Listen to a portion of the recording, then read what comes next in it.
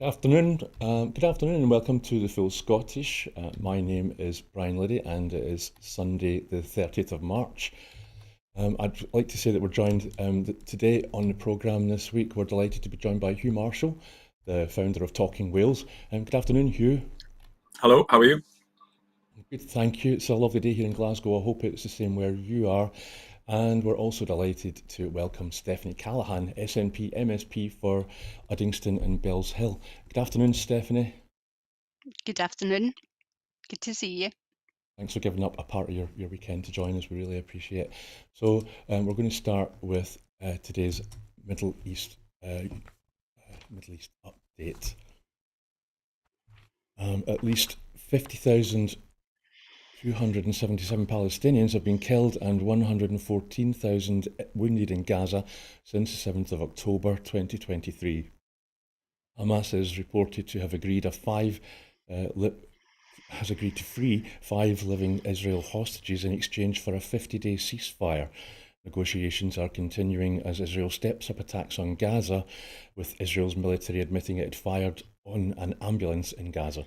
Meanwhile, the UN has warned that Gaza's bakeries will run out of flour for bread within a week. Stephanie, I think this is maybe your first time on the show, but is there anything, we usually just ask people, is there anything that you've noticed going on in Gaza this week that you'd like to highlight? So I suppose you've talked about the situation, and those numbers are just absolutely, utterly horrifying. And the situation in Gaza has obviously been really extremely tense and tragic this week. The resumption of airstrikes, the ground operations as well. That they're getting absolutely hammered. The number of casualties and the death toll rising. And the situation has been described as a humanitarian catastrophe by various international organisations, and I think that's something that you have to agree with. And the word genocide, of course, we need to make it very clear that that's exactly what is going on here. And there have been those international reactions as well, the calls for investigations into alleged war crimes and atrocities that have been committed. In the international community, you can see people becoming increasingly concerned about the ongoing violence and the impact that it's having on civilians. The humanitarian crisis is just, it's absolutely unforgivable. They're experiencing their longest stretch without getting aid in. So critical supplies like food and medical equipment are just so depleted. You mentioned the flour earlier. And the UN have warned that there's going to be severe hunger and malnutrition among the population. And I think as well, I mean, today we're at Mother's Day, and you cannot help but think of all those mums that have lost children, and of all those children that have lost mums, and of all those families that actually have been wiped out, and the mums and the children are not with us anymore. And I know my voice is getting a little bit emotional, but I think it is a really emotional subject. And we also had Ramadan yesterday as well, that time of fasting, prayer, giving, and self-evaluation for Muslims all across the world. And the situation is just, it's incredibly sad, and we should be doing absolutely everything that we can to support people in Gaza.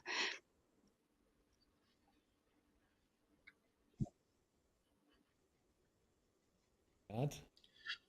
Yeah, well, I read an interesting comment online this morning saying that had Palestinians killed 7 Israelis in Israel, it would be leading the news globally. And yet 700 Palestinians being killed in Gaza doesn't sort of warrant, sort of discussion anymore.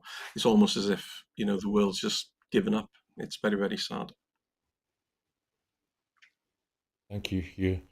And so, again, traditionally, we'll move on to an update in the Ukraine. Sorry, I've just realised that. Forgive me, folks, we've got new technology, which, and as you can probably imagine, I struggle. So, Russian drones struck a military hospital, shopping centre, apartment blocks, and other targets in Kharkiv, Ukraine's second largest city, late on Saturday. killing 2 people and injuring at least 25. Local officials and the Ukrainian military said. The military's general staff said those injured included servicemen undergoing treatment in the medical centre. It accused Russia of having carried out a war crime and of violating the norms of international humanitarian law, denouncing the deliberate targeted shelling of the facility. And an hour before the Kharkiv attack, Ukrainian President Volodymyr Zelensky said that Ukraine expected a strong response from Western countries to the near daily Russian drone attacks on its territory. Earlier, drones hit the southeastern city of Dnipro, killing 4 people, and the central city of Kyiv, where 9 others were injured. We expect a response, a serious response. We are not working to ensure there is a strong reaction, especially from America, Europe and all those in the world who rely on diplomacy, said Zelensky. Forgive me, my scanning was quite poor on that sentence. Zelensky said that Russia's response to US ceasefire efforts had been inadequate for too long and that Moscow needed to be pressured into a peace deal.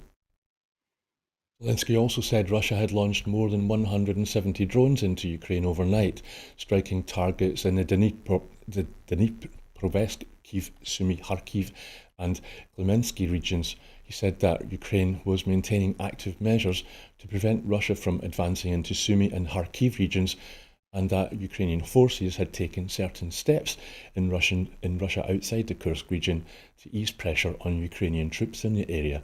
Forgive me for my poor pronunciation there if you're Ukrainian and listening in on the show today. Russia has claimed to have captured 2 villages in eastern and southern Ukraine yesterday, pressing ahead with its advance amid confusing efforts for a ceasefire. The Defence Ministry said Moscow's forces captured the village of Shibraki in the southern Zaporizhia region and Pantelemonkivka in the eastern Donetsk region. Russian forces also captured the settlement of Veselivka in Ukraine's northeastern Sumy region, Russian state news run agency TASS informed us yesterday. Again yesterday, Russia's defence ministry accused Ukraine of attacking Russian energy facilities in the past 24 hours, despite a moratorium on striking each other's energy infrastructure. The ministry said Ukraine attacked power grids in the Belgorod region several times, leaving about 9,000 residents without power supplies. And Russian forces are preparing to launch a fresh military offensive in the coming weeks to maximise the pressure on Ukraine and strengthen the Kremlin's negotiating position in ceasefire talks, according to Ukrainian government and military analysis. The Ukrainian officials said the move could give Vladimir Putin every reason to delay discussions about pausing the fighting in favour of seeking more land. Ukrainian leaders have argued repeatedly that Russia has no intention of engaging in meaningful dialogue to end the war. They're dragging out the talks and trying to get the US stuck in endless and pointless discussions about fake conditions just to buy time and then try to grab more land, Zelensky said on Thursday in a visit to Paris. So Hugh, I'll ask you first. Is there anything that you'd like to highlight this week from the war in Ukraine? Yeah, I think what's interesting, as I say, as you've reported, that the attacks from Russia continue, even though talks are supposedly ongoing. Because we have to remember that Donald Trump promised us that the war would be over within 24 hours once he was in office. Or in a day, sorry, and then that became 100 days. And it's clear that Putin is playing a blinder. Really, he's just doing what he wants to do. I think what's important now is, and again, it was interesting to see the talks yesterday, that Europe steps up and takes action to support Ukraine, because sadly it's come to a point now where I think we need to isolate the United States and their influence on global affairs, and with the UK and the European Union together, and countries like Canada and potentially Australia, actually sort of taking some positive action. It was interesting. I was listening to somebody from Ireland this morning on Radio Wales, discussing sort of their defence spending because they have one of the lowest sort of amounts of spending of across the EU. And even they're looking now at how they can increase their spend, but and also potentially increase their spend as part of the EU. Thank you, Hugh. Stephanie, is there anything that you'd like to add to Hugh's comments about the war in Ukraine? Yep, yep. I think Hugh made some really, really good points there. And I think the first thing that I would say is actually, at least we're getting real coverage of the Ukraine-Russia situation on our televisions, which is something that we're not getting for Gaza. And I just think that's a point worth noting. But again, we go back time and time again, and it's always the human costs of war. Um, and to be frank, the US, Russian, American peace process is it's starting to look like a bit of a joke. When you've got Ukraine agreeing an unconditional ceasefire, Russia rejecting it and calling for halts to strikes and energy targets and violating it the next day, and then the US going on to ignore Russia's violation and to insist that Ukraine hands over their mineral wealth. And that really doesn't sound like much of a peace process to me. I mean, Trump, it's bonkers, and it's meant to be bonkers. It's meant to create chaos, overwhelm people with negativity, and get them hiding under the duvet because it's all just too much, and then just keep it going, keep bombarding things. We already heard Hugh speak about alienating Canada, and then you've got Vance out there stomping around Greenland, criticising Denmark's handling of security and investments. And really, I suppose the way I'm looking at it is that it's really all about the Arctic. It's about the strategic, economic, and environmental value there, about the minerals that they've got, about the climate change and the melting ice, the new shipping routes that are actually opening up too. So this is all about money and power and being a megalomaniac, both on the Trump Uh, side and on Russia's side too. Yeah, thank you, Stephanie. Yeah, we'll definitely hope to devote some time to JD Vance in the Ukraine as part of the next item. So last Wednesday, the Atlantic magazine published an article where the first sentence went something like, "You'll have heard how the US bombed Houthis in Yemen to free up navigation in the Hormuz Straits. Of course, you would only have heard about the military operation after it had happened because it would have been top secret. But I knew about it 2 hours before it happened because I was in the room when the White House were discussing the planning. Never has a journalist had to put so little effort into getting a scoop." This is Trump's team in the White House had set up a chat group on a commercial or civilian app similar to WhatsApp called Signal. And when the group got together to discuss the bombing of the Houthis in Yemen by the US military, there were 18 of Trump's team on the chat group, but no one noticed that there was a journalist that was part of the group and listening in. Hugh, this has now been labelled Signalgate after the app. Have you been following it? Yes, I have, and because it was interesting. Obviously, there was some congressional sort of meetings to discuss this, and is it Tulsi Gabbard, the security secretary, was being questioned about were you in the group, and I can't I can't answer that, and it was nonsensical. They were saying that nothing. That was being mentioned in the chat was classified, which then forced Atlantic to publish the details, which clearly showed that the information contained within it was classified. But the sad thing is, rather than saying, hands up, we made a mistake, the classic Trumpian thing is to attack the journalist and just calling him sort of somebody who's been pushing conspiracy theories and is an awful person. And it's pathetic. It's pathetic how they act. They're terrible people. They genuinely are terrible people, and it terrifies me. And we've only been, 6 weeks in? It's exhausting. So yeah, unsurprising to read those comments, but just deeply saddened to see their reaction. Nothing to see here. But it's terrifying how incompetent and dangerous these people are. You, Stephanie, I don't know if you were like me if you were watching this unfold, but I was kind of reminded of The Wizard of Oz when Dorothy pulls back the curtain and there, in full reveal, is an old man pulling levers and stuff. But so what I wanted to ask you is if you've been following what was being discussed in the White House that day, is there one thing in particular that you sort of think sort of demonstrates exactly what the Trump administration is all about, and almost like symbolic of it? Is it one thing that you'd want to pick out and elaborate on? Well, first of all, I would agree with everything that Hugh said there. I didn't actually follow it on the television as such. So I suppose I'm not sure that there's anything specific that I would point out. It's just, I mean, the whole lot of it is just it's utterly ridiculous. You know, it's one of those stories that that you just couldn't make up because it is just so nuts. And the idea that it's just been dismissed by Trump, you know, "Oh, it's a wee mistake," um, when it's a national security concern, is crazy. He talks about it as if it's a wee typo or something that's actually happened.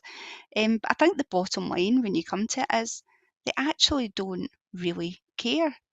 Um, they just actually don't give two hoots. As far as they're concerned, they're all powerful, and there's absolutely nothing that he's going to allow to stand in his way. He believes he's got complete control, and that's true. He has got complete control over quite a lot of different people, or over quite a lot of the population. They're really invested in Trump.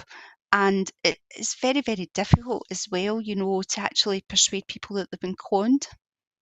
It's easier to persuade them not to be conned, but once they've been conned, trying to actually persuade them that that's been the case is an incredibly difficult thing to do. And I think, you know, you've got all that stuff that's reaching out further than that as well. French journalist refused entry to the US because he's got a negative message about Trump. And I said again as well about vans stomping around in Greenland.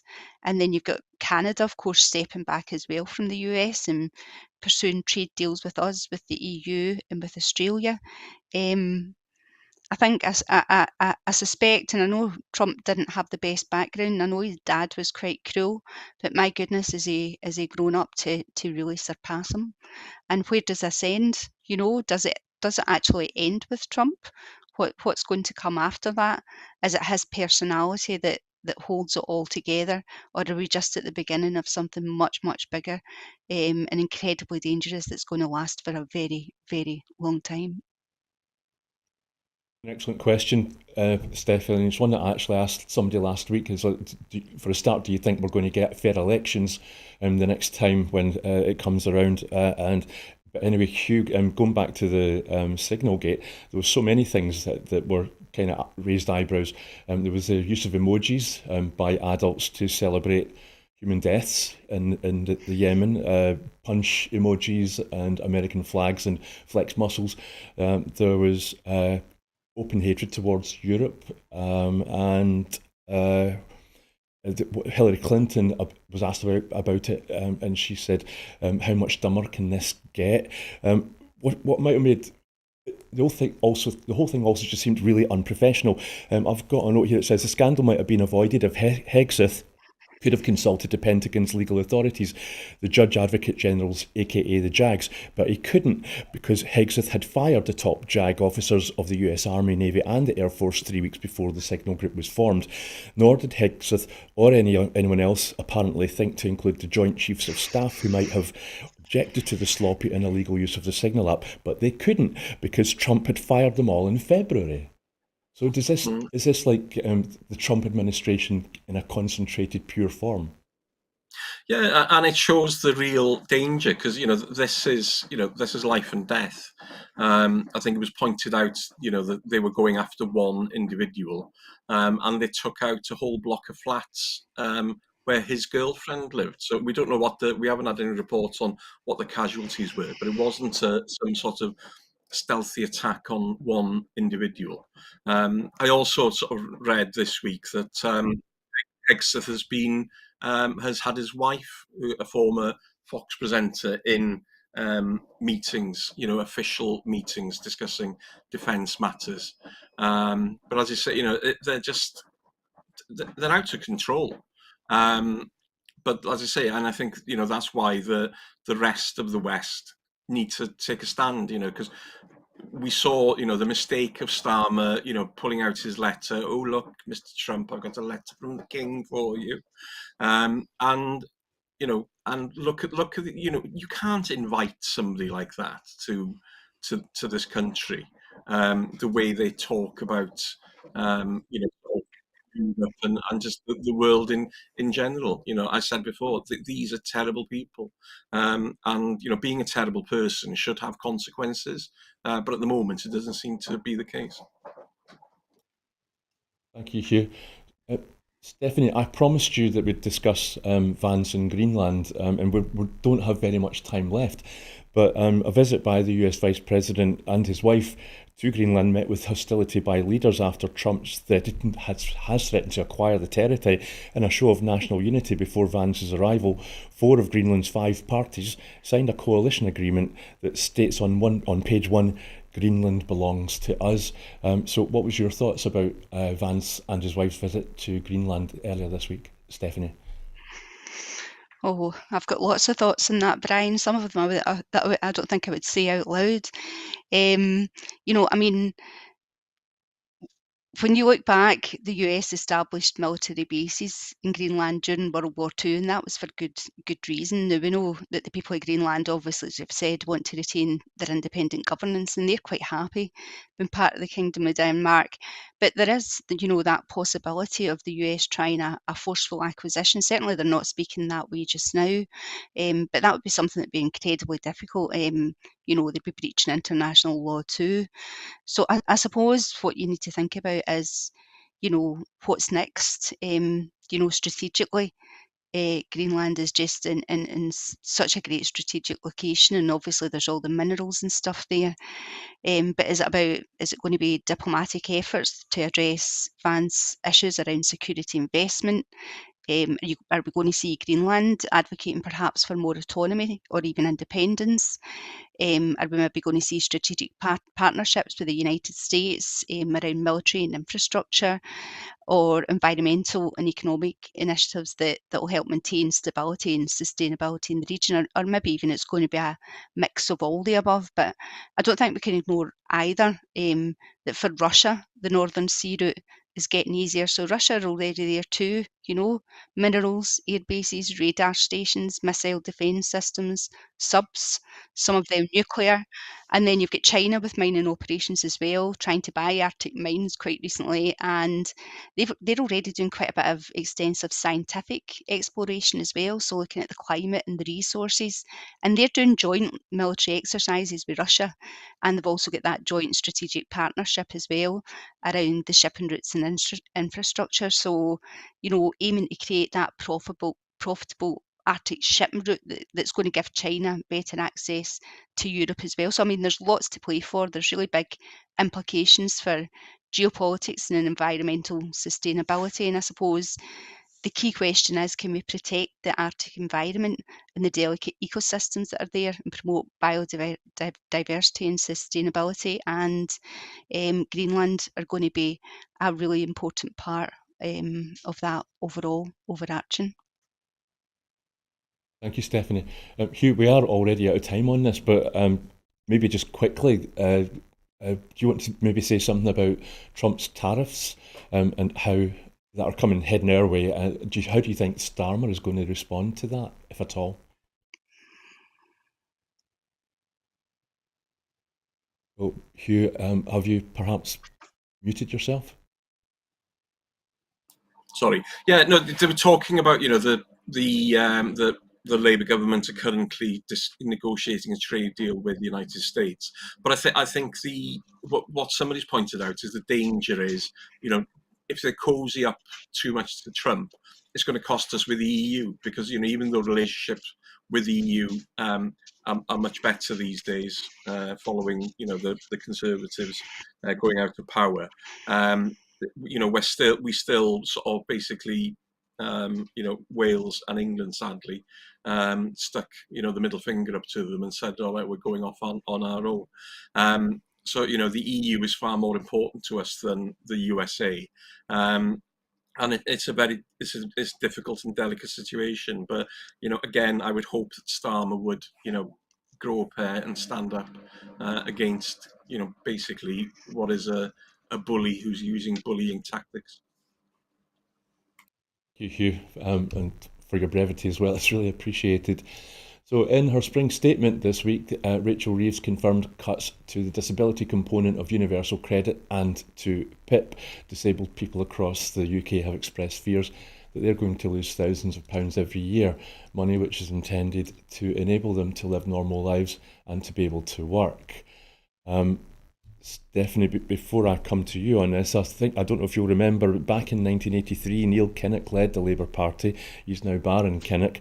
But back in 1983, in his pre-general election speech, he said, if Margaret Thatcher is re-elected as Prime Minister, I warn you.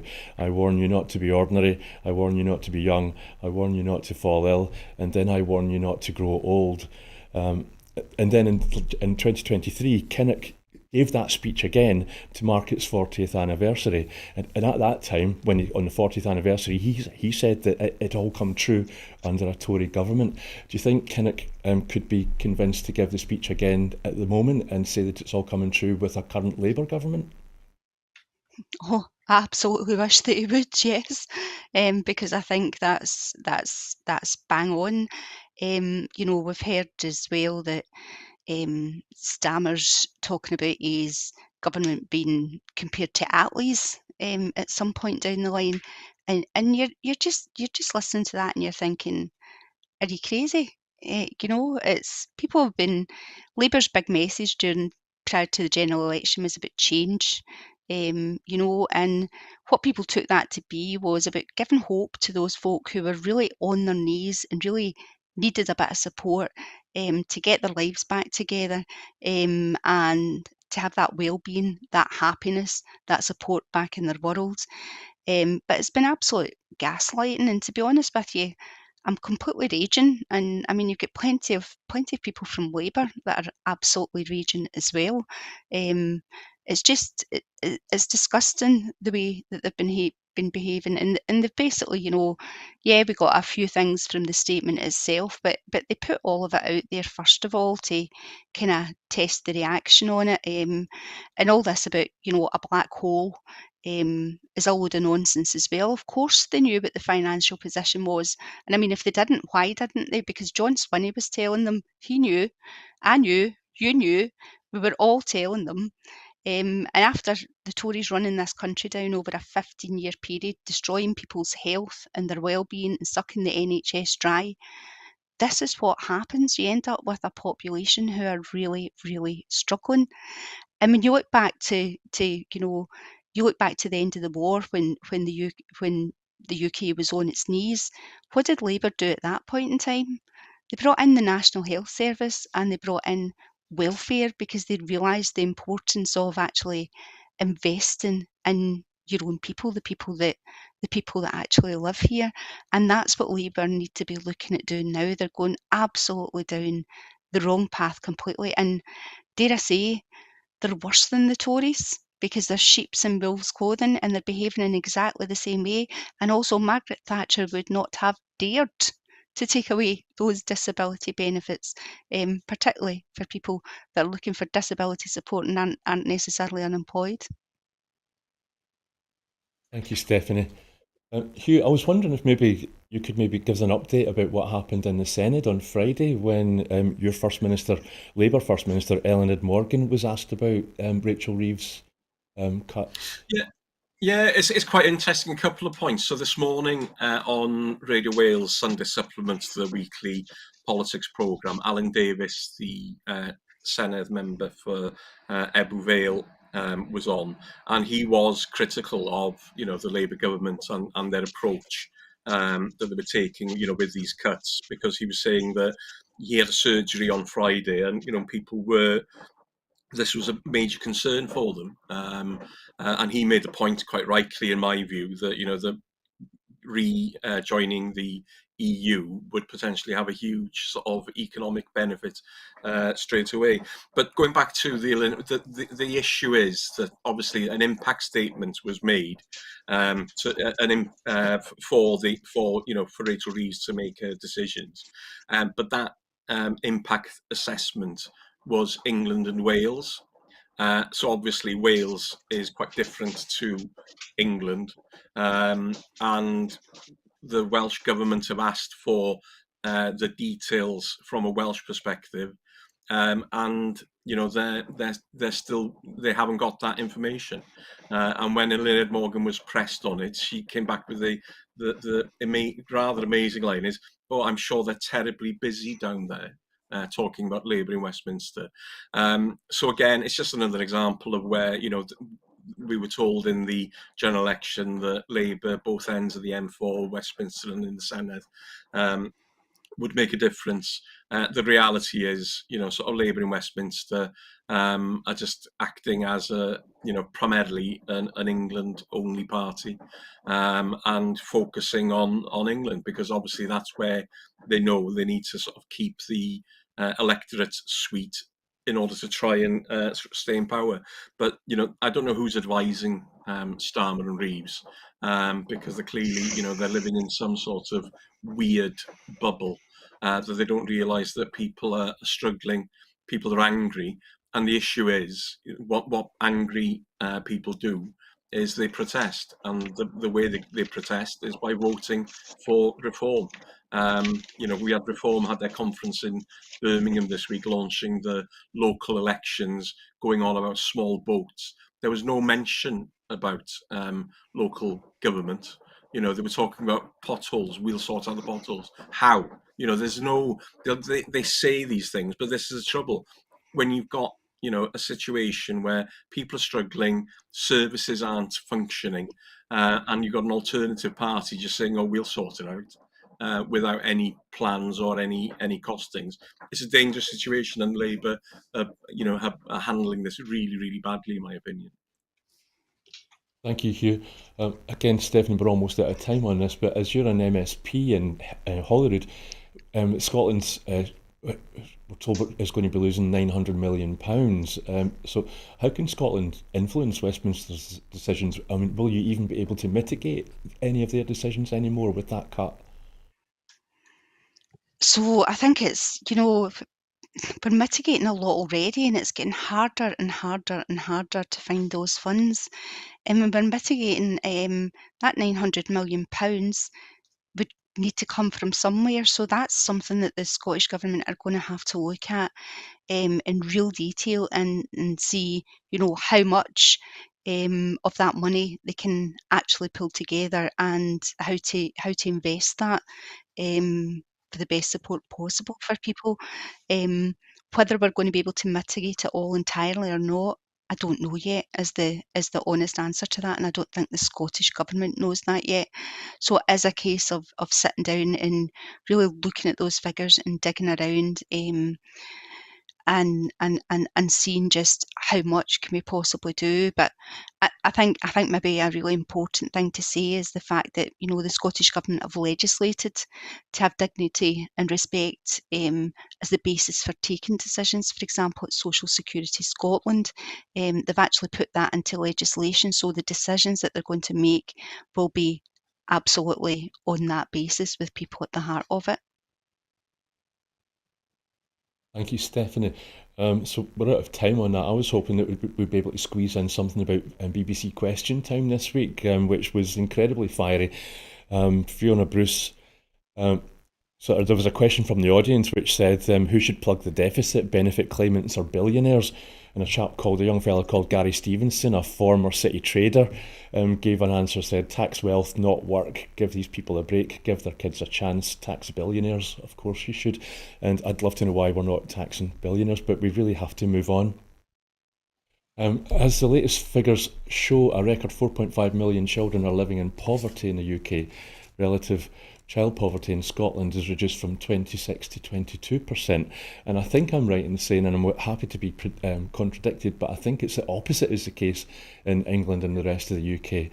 So my question to you, Stephanie, again, as you're a Scottish politician, should the rest of the UK follow Scotland's lead? I don't think it'll surprise you to know, Brian, that I absolutely think that they should follow Scotland's lead. The Scottish Child Payment has been described as being a game changer, and we started out, in 2021, wasn't it?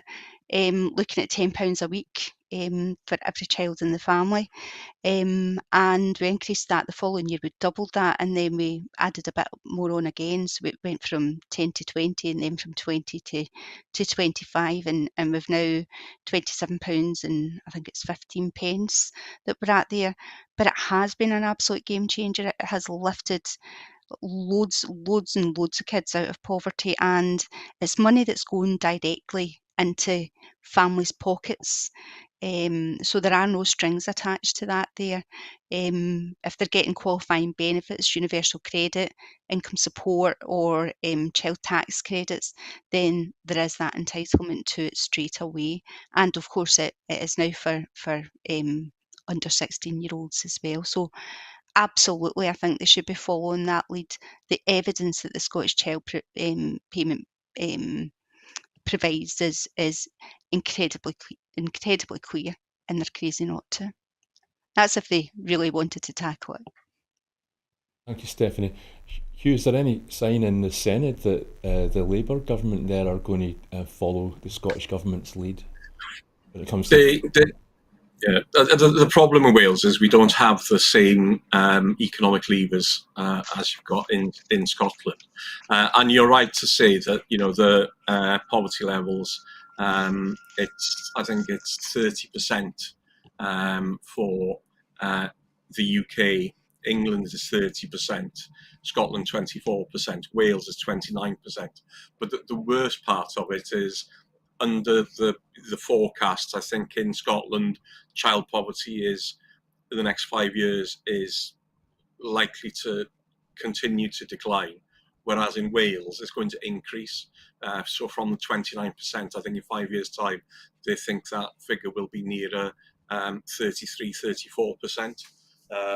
So yeah, it's a huge issue, and the problem is a lot of these communities in Wales where child poverty is at its worst. It's the old post-industrial places that basically governments in the Senedd and in Westminster have forgotten about. There are some wards in South Wales near to where I live where poverty levels for children are around 50%. And it's awful. And the trouble is, we've had 25 years of devolution. Child poverty is getting worse, and you can see why people are being frustrated and saying that devolution has failed, because devolution has failed a lot of people. And it's not devolution's fault; it's the people who've been in power during that time, and their lack of willingness to take on more powers or demand more powers in order to be able to alleviate these things, because we are basically in Wales far more just an extension of England than you are in Scotland. And all roads lead back to Westminster, of course. Thank you, Hugh. Stephanie, I was just going to ask you about last week, I think the First Minister, Mr Swinney, was criticised because the Scottish Government had missed its child poverty targets, and yet poverty is falling. So would you maybe like to say something about that, about how that's been received? So I suppose I was actually thinking that when you were speaking earlier on there, about child poverty rates falling. Um, you wouldn't know that from looking at the BBC News website, which I don't suppose is a great surprise to any of us there. The whole story is about the fact that we haven't reached our targets. However, John Swinney's been really clear that he still believes that actually we can make that 2030 target, and I think that's really where our focus absolutely has to be. Thank you, Stephanie. Hugh, we've still got a couple of minutes on this. Is there maybe anything that's at the back of your head that you're sort of wishing you had said something earlier? Oh, apparently I'm not. I'm out of sync. Apparently I'm running late. Okay, better try and catch up. So the latest Scottish energy statistics show a record of 38.4 terawatt hours of renewable electricity was generated in Scotland in 2024. That's a 13.2% increase. Renewable energy capacity has also increased. That's gone up 14.3% to 17.6 gigawatts. Hugh, these are Scottish figures. I was maybe going to ask you if you were just a wee bit jealous there in Wales. Yeah, but we're in a similar situation where we're a sort of power. So we generate more power than we use in Wales. The one sort of thing to say there is that there's a gas power station in Wales that does contribute quite significantly to that output, but we have got a lot of sort of wind farms on the mountains around here. I live in an old coal mining community, and I can see 4 or 5 windmills from my house, and I'm glad to say they are turning this morning. So they are generating electricity, but also the offshore power. Because one of the interesting things, and again, if you drive along the A55, the coast road from say Chester along to Holyhead, you'll see the sort of wind farms out to the sea there.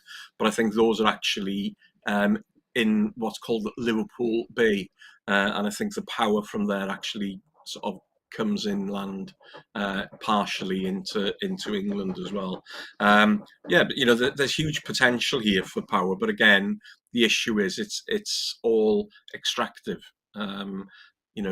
Our costs, standing charges are higher because obviously distribution into rural areas costs more, but we don't seem to be seeing the benefits of that. And it's clear that the GB Energy nonsense that is, basically it's an investment bobby that doesn't seem to be employing anybody and doesn't seem to be investing in anything at the moment. So yeah, it's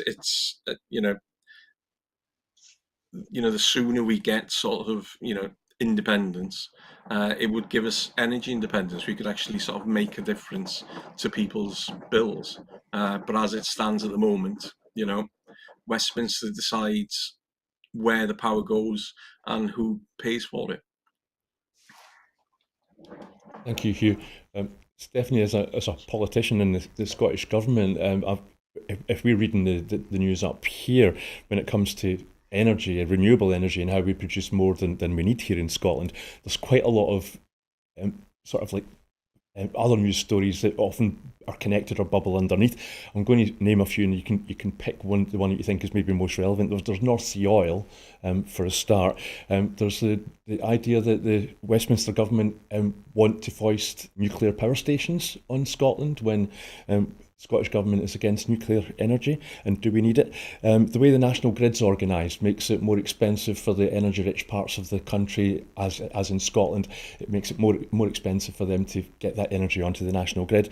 And then there's companies like Octopus saying that electricity should be a lot cheaper. We're getting a raw deal, and if the national grid was to be reorganised and put into zones, it would be cheaper for electricity in Scotland.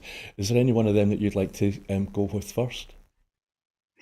So, I suppose what I would say initially, just about the idea of trying to bring nuclear power to Scotland, I don't think even Labour are that daft, to be quite honest with you, because I think they'd have a lot of people out in the streets really, really fast. I think Octopus Energy have, they have been fantastic recently. Some of the information, the research that they're looking at there, and to have that from a source that isn't a government source, I think it means it really sticks with people as well there. But I think there are things, around the national grid too, and the idea that you pay an absolute arm and a leg up in Shetland and Orkney is just, when you're producing loads of power, is just incredibly, incredibly unfair. It's it's horrific. Um, and I would like to just mention, Brian, as well, if it's okay, about solar as well. We had that review of the permitted development rights that got completed last year, and the amendments that came through at the town and county country planning. So we're now able to put solar panels on non-domestic buildings, and have ground-mounted panels as well, in conservation areas even. The installations are been permitted as long as they're not in the front or the side elevations of buildings, and they're allowed in the outbuildings too. And I think that's a really, really important step forward that we've taken there, because I think solar needs to be a much bigger part of the mix going forward. And I know certainly I've got solar companies in my constituency. MTech would be one of them there, and I'm looking to go back to them now as well and have some further discussions about how we can bring solar into that mix a bit more as well, because there are still things that we need to be working on. For example, training, having people that have the proper training and qualifications to actually go straight into that job, rather than companies having to go back and train them themselves. So there's a bit of work to be going on there as well. But I think, it's incredibly encouraging. Scotland have made really great strides in scaling up renewable energy, and the success of ScotWind and their investment in the net zero economy has been fantastic. And they've kept that focus on it being about fairer and more secure energy systems as well, and supporting emerging energy technology. So all of that is really, really good stuff, as well as promoting the onshore and the offshore wind. Thank you, Stephanie. Hugh, apologies for teasing you there slightly earlier on about being jealous, but because obviously Wales is going to be an energy-rich country as well when it comes to renewables. But one of the problems, I think Stephanie touched on it up here, is storage. So if there's more energy being produced because it's a windy day than the grid can cope with, then they switch off turbines and then revenue's lost. So storage is the issue. Philippa Whitford, when she was an MP, was an advocate of hydro batteries, basically, where when that's the case, you use that surplus energy to pump water up a hill, store it, and then when you need that energy, you let it roll back down to turn turbines to generate it. Is there anything like that going on in Wales? So there's quite a lot. I don't know if you can see that. So this is at the moment the solar panels on the roof of our house. So we're actually sending electricity to the grid, but also our battery in the house is now up to 98% charge. And I think this is the thing: is lots of this stuff can be done on a local level. So, for example, we got solar power panels. When the sun shines, it sends power to the grid, and it charges the battery. So when the sun isn't shining, we've got low cost power. But yeah, we've got lots of energy schemes, renewable energy schemes, especially on a community level. And I think that's something that's important as well. So the communities actually see the benefits of these projects, because Wales and Scotland are very similar.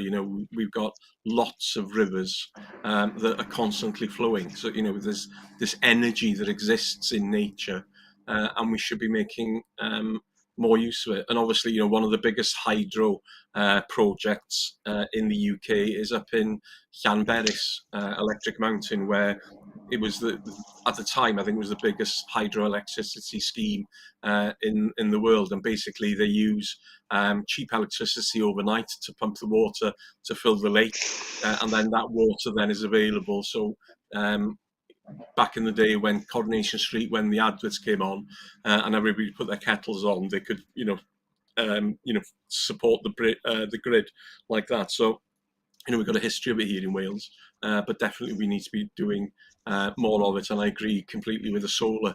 Every single new build of school or public office should have solar panels and batteries as part of the planning requirements. Thank you, Hugh. Yeah, we've got an electric mountain here in Scotland as well, in Ben Cruachan. But thank you both for highlighting the fact that solar panels do work in Scotland. You don't need to be have the climate of Spain or Greece. All you need is daylight. But so our final item is we were. Hello. Okay, so before we move on, Stephanie, how about insulation? That I think this is the idea that instead of spending money on the national grid and turbines and wind and wave, if we just made every home in Scotland warmer and excluded drafts and double glazing, then we would meet our climate targets a lot quicker. Is that true?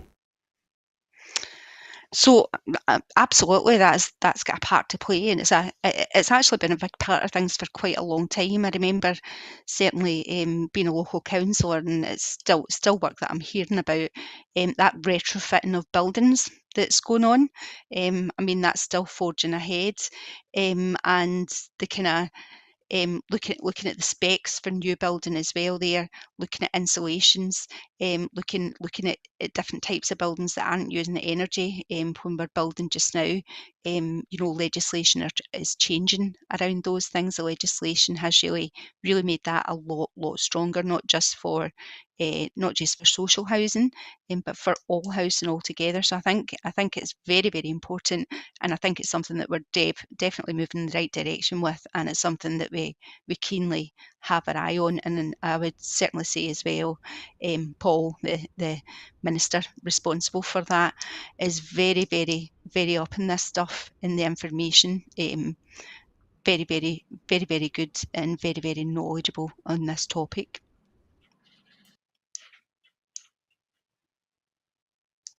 So we were deeply saddened by the death of Christina McKelvey, MSP, on Thursday morning. Stephanie, you knew Christina well. How will you remember her? So yeah, just incredibly sad news about Christina. I think, what can you say? She was absolutely for Scottish independence, heart and soul. And I should probably say actually that there'll be a motion of condolence that will be held in the chamber on Wednesday. And there's also a book of condolence for visitors to the Scottish Parliament that you can sign in an online version of that too. But I suppose you said, what do you think of Christina?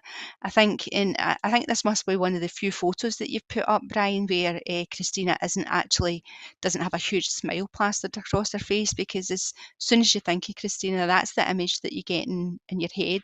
You get a huge big smile, and Keith Brown said it perfectly, that she lit up every room that she went into. She had real charisma and pizzazz, and I first worked closely with her in the run up to the independence referendum about a year beforehand, and then I was a councillor, and most of my ward was in our constituency as well, and our constituencies border each other. So kids at my school, at some of my schools, are mainly in Christina's area, and the parents and the families too. In fact, our constituency splits right at the end of my street. Um, and she's so well known in Hamilton, because she's done so much work, and she's talked to so many people, and she's always taken the time to listen to people. Um, you know, I've seen her as well, as somebody come up to her in the street, and she goes away and gets somebody to pull a chair over and make her a cup of tea, because the woman really needs to chat with her. That is absolutely who Christina was, as well as the huge things that she's done in Parliament as well. The introduction of Clare's law that promoted the disclosure of previous violent and abusive behaviour. And also she launched the world's first strategy to address social isolation and loneliness. But I think on a personal level too, I'm still really close to all those activists that I worked with in the Yes campaign out in Hamilton area, and people are just absolutely devastated that this well-kept face will not be around anymore, and we don't have her being like a dog with a bone, making sure that she took forward something that she believed in, because she would not let it go, and she would not put it down. She had that massive belief in social justice. And then of course there's the fact that she also sponsored the first Wear It Pink event at the Scottish Parliament too, having no idea what was to come along. But on a personal level, she was my friend, and the word that I'm hearing the most about Christina is kind. I'm hearing that repeated everywhere. She was so kind, and they're absolutely bang on. Because that wee lassie from Easterhouse was fierce and passionate and empathetic, and she was just a real force of nature. She had so much left to give, and she'll be sadly missed. Thank you, Stephanie. And on that note, Scotland will miss Christina. The Scottish Parliament will miss Christina. Here at Broadcasting Scotland, we'll miss Christina. Our family and friends will obviously miss her. I'm going to miss her. So that's it for this week's Full Scottish. Before I go, I just want to remind you that here at Broadcasting Scotland, we depend on the generosity of our supporters. Okay, so sorry, what would you like me to do?